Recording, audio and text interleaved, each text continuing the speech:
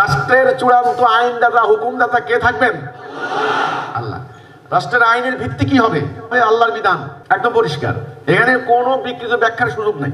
আমাদের দেশের যতগুলি সরকার গিয়েছে প্রত্যেকের বিরুদ্ধে হাজার হাজার কোটি টাকা পাচারের অভিযোগ। এই দৃশ্য দেখতে দেখতে দেখতে দেখতে সাধারণ মানুষ মনে করে রাষ্ট্রপ্রধান মানেই এখন চুরি করবে। খালি এটা চুরি করার জায়গা, লুট করার জায়গা, সম্পদ লুণ্ঠন করার জায়গা। অর্থাৎ ওমর পাচার তো দূরের কথা, ওই যে আমি বললাম আমার প্রতি প্রায় আলোচনায় আমি এটা বলি, ওনার জনগণের সম্পদ ওই দিন উনি বিতরণ না করতে পারলে উনি ঘুমাতে পারতেন না। একদিন সন্ধ্যা হয়ে গেছে, প্রায় কিছু বাইতুল মালের অ্যাসেট পড়ে আছে, সম্পদ পড়ে আছে, নেওয়ার কেউ নাই। তিনি পথের দিকে চেয়ে আছেন, আল্লাহকে বলছেন, আল্লাহ কেউ তো নিচ্ছে না, আজকে আমি কেমনে যাবো বাসায়। কিছুক্ষণ পর একটা লোক এসে বললো, আমিরুল মুমিনিন কিছু কি আছে, আমার দরকার ছিল। ভাই তাড়াতাড়ি এগুলা নেও এখান থেকে, এটা তোমারই সম্পদ।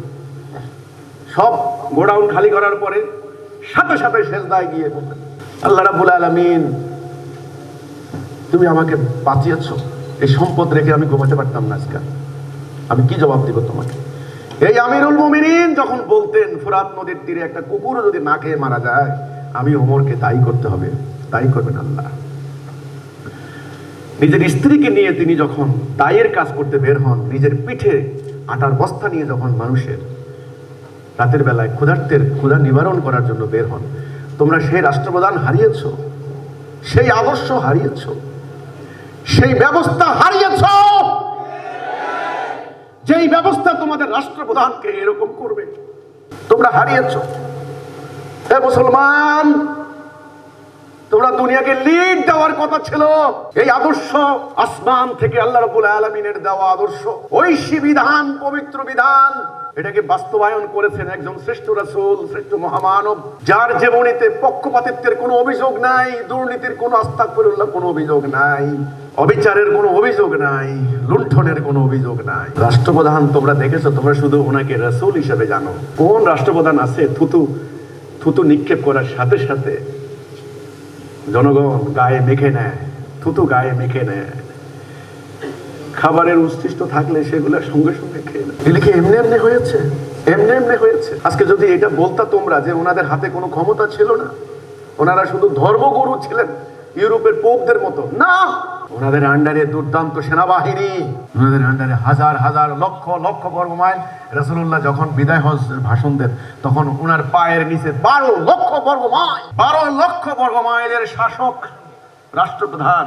আমাদের প্রস্তাবিত রাষ্ট্র ব্যবস্থায় আল্লাহর দেওয়া বিধান যখন কার্যকর করা হবে, ইনশাআল্লাহ এই ধরনের রাষ্ট্রপ্রধানকে জনগণ, বিশ্ববাসী আবার দেখতে পাবে, আবার দেখতে পাবে। এই ধরনের রাষ্ট্রপ্রধান আবার জন্ম নেবে। মিথ্যা নয়, আল্লাহর দ্বীন মিথ্যা নয়, এই ধরনের রাষ্ট্রপ্রধান আবার আসবে। আমি যে কথা বলছিলাম রাষ্ট্রপ্রধানের কাজের, তারা বলছেন যে স্বৈর শাসক হয়ে যাবে, আবার খেলাফতের নামে বিভিন্ন দল খেলাফতের দাবি করছে, খেলাফত আন্দোলন, হিজবুত তাহরীরের খেলাফত কত কিছু খেলাফত দাবি করছে। কারণ সুলতানি আমলে, বিভিন্ন খলিফাদের খেলাফতের আমলে পরবর্তীতে কিভাবে রাষ্ট্র ক্ষমতাকে এককভাবে কুক্ষিগত করা হয়েছে ইতিহাস মানুষ জানে। পাল্টা মন্তব্য দেওয়ার কারণে, আগের খলিফার আনুগত্য করার কারণে, আগের সুলতানের আনুগত্য, খলিফার আনুগত্য করার কারণে সিন্ধু বিজয়ী মহাবীর মোহাম্মদ বিন কাসিমকে বস্তায় ভরে জীবন্ত উটের পিঠে পেটের ভিতরে ঢুকিয়ে আগুন দিয়ে তারে পুড়িয়ে হত্যা করেছে। মানুষ মনে করেছে ওই খেলাফত হবে। আমাদের দেশের যতগুলি সরকার গিয়েছে প্রত্যেকের বিরুদ্ধে হাজার হাজার কোটি টাকা পাচারের অভিযোগ। এই দৃশ্য দেখতে দেখতে দেখতে দেখতে সাধারণ মানুষ মনে করে রাষ্ট্রপ্রধান মানেই এখন চুরি করবে। খালি এটা চুরি করার জায়গা, লুট করার জায়গা, সম্পদ লুণ্ঠন করার জায়গা।